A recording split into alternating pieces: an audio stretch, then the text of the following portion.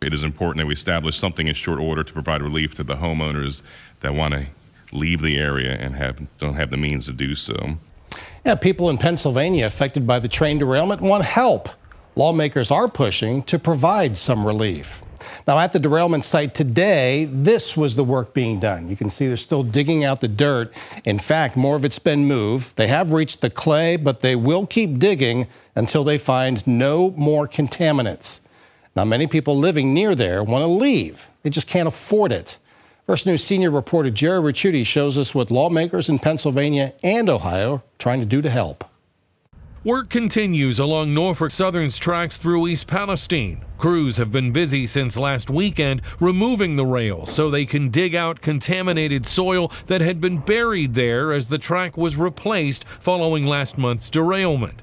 Meantime, state lawmakers in both Harrisburg and Columbus are wasting little time pushing new legislation to establish tougher regulations against the railroad industry.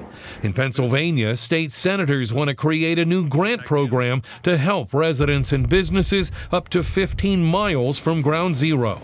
This is a short-term funding for any people that need relief or need to get out of the area and don't have the means to do so. Senators say Norfolk Southern would be expected to repay the state on top of the $7.5 million the railroad has already promised to spend on damages.